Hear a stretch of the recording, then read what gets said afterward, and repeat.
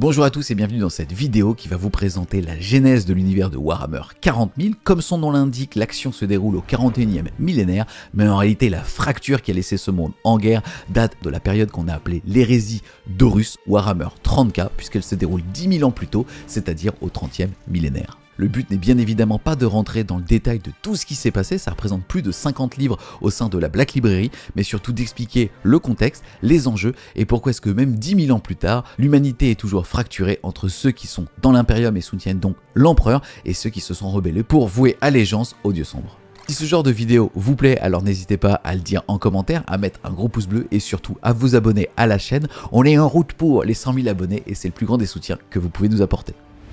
Tout commença bien avant la Grande Croisade, aux origines même de l'Empereur. Être immortel, d'une puissance psychique incommensurable, l'Empereur veillait sur l'humanité depuis l'ombre durant des millénaires. Il observait la montée et la chute des civilisations, intervenant discrètement pour guider l'humanité sur la voie et la survie de la prospérité. Mais l'âge des ténèbres, marqué par l'effondrement du Moyen-Âge technologique et la montée des psycheurs incontrôlés, précipita l'Empereur à sortir de l'ombre. La Terre était un champ de bataille, déchiré par des guerres entre seigneurs et factions techno-barbares. À la tête de ces Thunder Warriors, un prototype brutal et imparfait des Space Marines, il unifia la planète dans une série de guerres sanglantes connues sous le nom de l'unification de Terra. Avec la Terre sous sa domination, il posa les fondations de l'Imperium et tourna son regard vers les étoiles. Mais il savait que la galaxie ne pourrait être conquise par lui seul. C'est pourquoi il entreprit son projet le plus ambitieux, la création des Primarques. Les Primarques étaient bien plus que des simples surhommes. Chacun d'eux était un génie martial, politique, scientifique, conçu pour à la fois être un souverain et un conquérant. Avant qu'ils ne puissent être élevés sous la tutelle de leur père, un événement tragique survint. Une tempête warp d'origine inconnue dispersa les 20 primarques à travers la galaxie. Chacun d'eux échoua sur un monde différent, grandissant loin de l'influence de l'empereur, forgé par l'environnement hostile dans lequel il avait été placé. Malgré cela, l'empereur ne renonça pas à son dessein. À partir du matériel génétique de ses fils disparus, il créa les légions Space Marines, chacune reflétant les traits de son primarque. Puis il lança la Grande Croisade. Il partit à la reconquête des étoiles, déterminé à réunifier l'humanité et à retrouver ses fils perdus. Un à un, les primarques furent retrouvés. Certains, comme Gulliman, Lionel L. Johnson ou Rogal Dorn, s'étaient déjà imposés comme des rois ou des guerriers suprêmes sur leurs mondes respectifs. D'autres, comme Angron ou Lorgar, avaient grandi dans la souffrance et la violence. Chacun d'eux se rallia à leur père et reçut le commandement de leur légion. La Grande Croisade fut un âge d'or pour l'humanité. Les mondes perdus furent réintégrés dans l'Imperium. Les races extraterrestres hostiles furent exterminées et la domination de l'homme sur la galaxie semblait assurée. Pourtant, malgré ces victoires, des tensions grandissaient en secret. Certains primarques se sentaient incompris ou rejetés, d'autres nourrissaient des ambitions que l'empereur ne reconnaissait pas. Et lorsqu'il décida de se retirer sur Terra pour travailler sur son mystérieux projet, il laissa un vide que le chaos ne tarda pas à exploiter. Il confia le commandement suprême à Horus Lupercal, son fils préféré, le charismatique et puissant maître de guerre. Mais cette décision, censée garantir l'unité, allait précipiter l'Imperium vers son plus grand cataclysme. Chapitre 1. La corruption d'Horus. L'hérésie ne débuta pas par un acte de guerre, mais par une corruption subtile et pernicieuse. Horus Lupercal, le plus grand des primarques, était l'élu de l'empereur. Cependant, cette responsabilité pesait lourd sur lui, et les dieux du chaos saisirent cette faiblesse pour l'attirer dans leur piège. Tout commença lorsque Erebus, chapelain des World Bearers et fidèle serviteur des puissances de la ruine, infiltra l'entourage d'Horus. Par des manœuvres insidieuses, il sema en lui le doute, lui montrant des visions d'un futur où l'empereur trahissait ses propres fils pour s'élever au rang de divinité. La véritable bascule se produisit sur la lune de Davin, où Horus fut mortellement blessé lors d'un affrontement avec une créature mutante corrompue par le Warp. Affaibli et à l'agonie, il fut emmené dans un temple occulte sous prétexte d'un rituel de guérison. Là, dans un état de transe, il fut plongé dans une vision apocalyptique où il vit l'empereur régner en despote absolu, condamnant ses fils à l'oubli. Et c'est à cet instant précis de doute extrême que les dieux du chaos s'engouffrèrent, lui promettant le pouvoir absolu et la liberté de forger un nouvel empire affranchi des chaînes de son père. Lorsqu'il se réveilla, Horus n'était plus le même. Son cœur était noirci par la haine et le ressentiment. Désormais convaincu que l'empereur l'avait abandonné, il rassembla les primarques les plus instables et leur fit miroiter la promesse d'un avenir où il régnerait en maître. Fulgrim, Angron, Mortarion et Lorgar furent parmi les premiers à rejoindre la cause. L'hérésie d'Horus venait de naître. Vous l'aurez donc compris, Horus, bien que le plus brillant des primarques, porte en lui une faille, son immense ambition et une soif de reconnaissance. Lorsque l'empereur s'enferme dans ses mystérieux projets sur Terra, Horus se sent abandonné. Autour de lui, des murmures s'élèvent. Certains primarques, jaloux et méfiants, commencent à douter. Pour bien comprendre, il faut avoir conscience à ce moment-là que l'Imperium, à cette époque, est un empire en pleine ascension, mais il repose sur des fondations instables. Les 20 légions de Space Marine sont les bras armés de la Grande Croisade, chacune ayant sa propre culture, ses propres forces et ses propres failles. On va donc diviser les légions en 3 types. Les premiers, les loyalistes. Certains primarques restent farouchement fidèles à l'empereur, tels que Rogaldorn, stoïque et inflexible, qui incarne la défense ultime de Terra. Roboute Gulliman, le stratège des ultramarines, pense déjà à une réorganisation de l'Imperium pour garantir sa pérennité. Vulcan, Ferrus Manus et Sanguinus sont des piliers de l'idéal impérial, porteurs d'un rêve d'unité et de justice. Ensuite, on va retrouver ceux qui doutent, puisque plusieurs primarques se sentent laissés pour compte, voire incompris. Lorgar, fervent croyant, se voit humilié par l'empereur pour avoir instauré un culte impérial. Perturabo, maître du siège et stratège pragmatique, est amer face à la reconnaissance que Dorn reçoit à sa place. Magnus le Rouge, en quête de savoir interdit, finit par se faire condamner lui-même en enfreignant les lois de son père. Et enfin, les traîtres. Au sein des légions, certains primarques sont prêts à écouter les murmures du chaos. Angron, consumé par la rage et incapable de maîtriser ses implants cérébraux, nourrit une haine féroce envers l'empereur. Mortarion, autrefois esclave des tyrans, refuse de se soumettre à un nouvel ordre qu'il perçoit comme une dictature déguisée. Curse, hanté par des visions d'un avenir sombre, sait que la chute de l'Imperium est inévitable et s'abandonne au carnage. Horus savait qu'il ne pourrait réussir sans le soutien d'autres primarques. Il entreprit de séduire et corrompre ses frères les plus instables. Leur promettant pouvoir et liberté, Fulgrim, Lorgar, Angron et Mortarion furent les premiers à se rallier à lui, chacun motivé par ses propres rancœurs et désillusions envers leur père. Les grandes batailles de l'hérésie. L'hérésie d'Horus fut marquée par des batailles d'une ampleur et d'une brutalité inégalées. Chaque affrontement scella le sort de l'humanité et façonna les destins des légions loyalistes et renégates. Voici les événements marquants qui jalonnèrent cette guerre civile galactique. Horus savait qu'il ne pouvait pas révéler son allégeance au chaos sans purger les éléments loyalistes de ses propres rangs. Il ordonna alors à certaines forces de sa propre légion, ainsi qu'aux Emperor Children's, World Eater et Death Guard, de mener une campagne contre Isvan III sous prétexte d'une rébellion locale. Une fois les troupes loyalistes déployées en surface, il ordonna un bombardement viral planétaire anéantissant des milliers de Space Marines. Cependant, certains résistèrent. Les plus célèbres d'entre eux furent Gabriel Leken des Luna Wolf, Saul Tarvitz des Emperor Children's et Nathaniel Garro de la Death Guard. Face à l'horreur de cette trahison, ces héros menèrent un ultime combat désespéré contre les traîtres. Pendant des jours, ils résistèrent aux assauts des renégats, mais furent submergés. Seul Garro parvint à s'échapper, alertant Terra du véritable visage de l'hérésie. Deuxième histoire, la chute du site d'atterrissage Isvan V. Une fois sa trahison déclarée, Horus savait que l'empereur enverrait des forces pour mater sa rébellion. Gulliman, Corax et Ferrus Manus furent envoyés avec leurs légions respectives, Ultramarine, Ravengard et Iron Hand réunis pour écraser les renégats. Mais ce fut un piège magistralement orchestré. Les premières forces loyalistes engagèrent les armées traîtresses, croyant avoir l'avantage du nombre. Cependant, lorsque Fulgrim, Perturabo, Conrad Kurst et leurs légions révélèrent leur allégeance à Horus, le massacre commença. Les Iron Hand furent presque annihilés, Ferrus Manus fut tué par la main de Fulgrim et la Ravengard ainsi que les Salamanders subirent des pertes catastrophiques. Corax et Vulcan réussirent à s'enfuir, mais leur légion ne s'en remettra jamais totalement. Cet événement signa donc définitivement la division entre les loyalistes et les renégats. Le conflit se poursuivit dans tout l'Imperium, et l'un des affrontements les plus marquants eut lieu sur Kals, où les ultramarines de Roboute Gulliman furent trahis par les World Bearers de Lorgar. Ce dernier, nourri de guerre envers l'empereur, organisa une attaque surprise, plongeant le système dans un enfer de flammes et de destruction.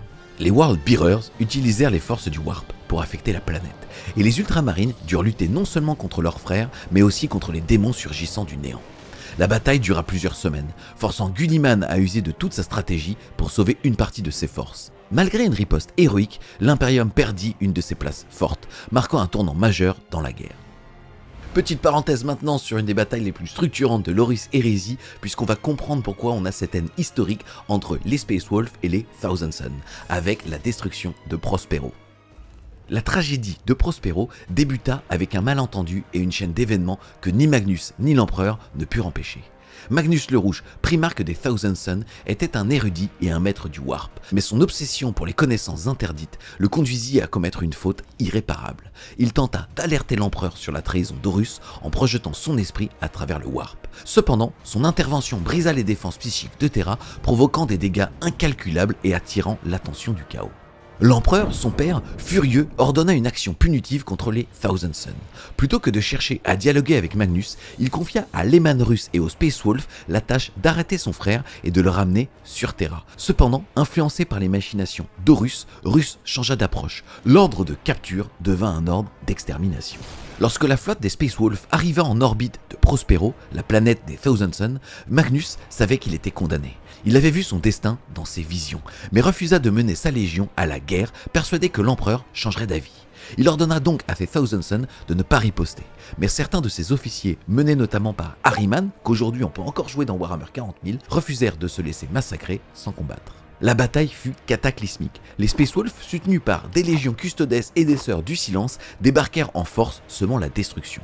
Prospero, une planète de savoir et de grandeur, fut réduite aux cendres. Les Thousand Sons, bien qu'incomparablement doués dans l'art du Warp, furent submergés par la brutalité et la discipline martiale des Space Wolves.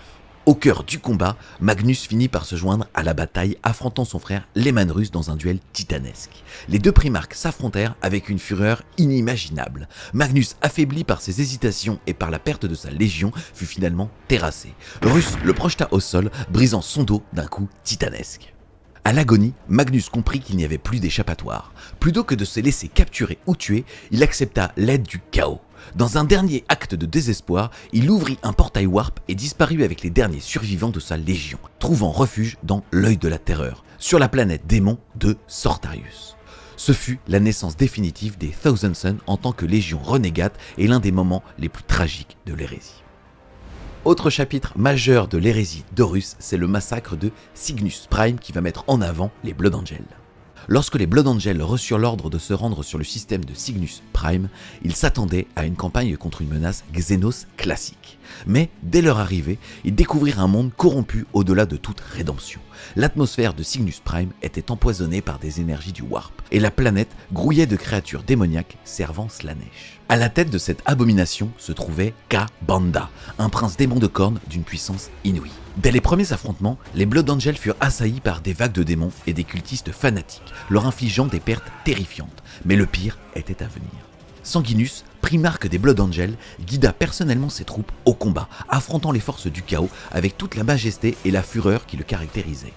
Toutefois, ce fut lorsqu'il engagea Ka'Bandha en duel que la tragédie se scella. Le démon, plus puissant qu'aucun adversaire que Sanguinus n'avait rencontré auparavant, usa de sa force colossale pour briser le primarque. Dans un moment glaçant, Ka'Bandha projeta Sanguinus dans les airs et d'un coup titanesque lui brisa les ailes.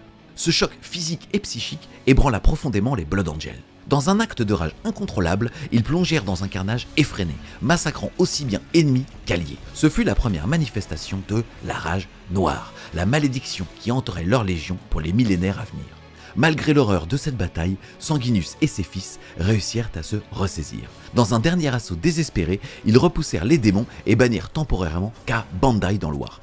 Mais le mal était fait. Le lien entre les Blood Angels et le Warp était désormais indélébile, et la malédiction de la soif rouge était née. Cet épisode marqua un tournant dans l'hérésie d'Horus, car il révèle à Horus lui-même l'impact du chaos sur les Space Marines, et il comprit que même les plus purs pouvaient être brisés et dévorés, renforçant sa détermination pour mener l'Imperium à sa perte.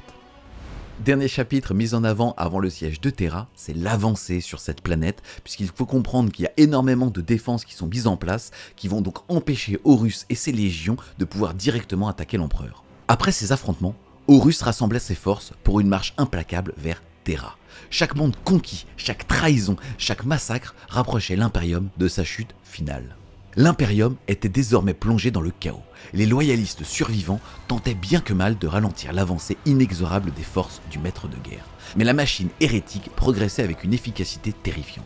Horus, fort du soutien de plusieurs primarques renégats et des légions Space Marines corrompues, prit le contrôle des routes majeures de la galaxie, isolant peu à peu Terra du reste de l'Imperium.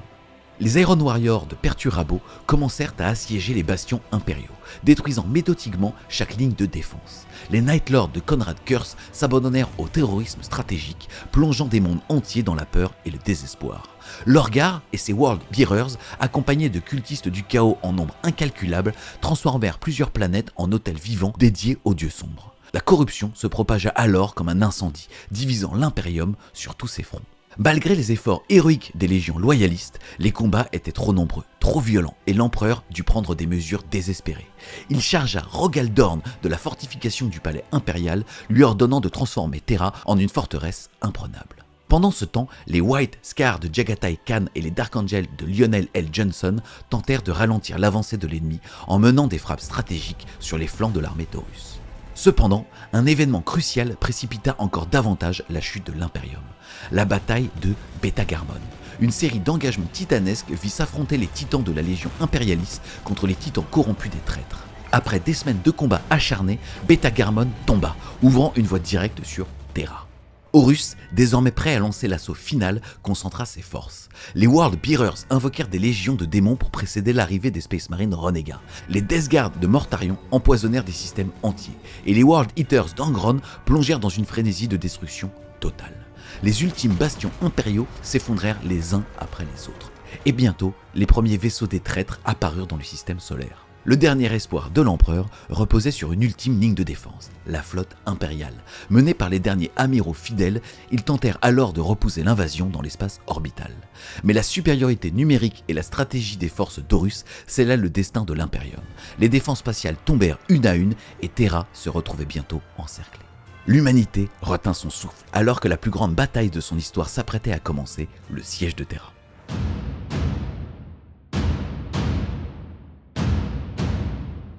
L'assaut final contre Terra fut l'un des conflits les plus terribles et les plus destructeurs de l'histoire de l'humanité. Horus, conscient quand l'empereur se trouvait sur le trône impérial, déploya toutes ses forces pour anéantir la dernière ligne de défense de l'Imperium.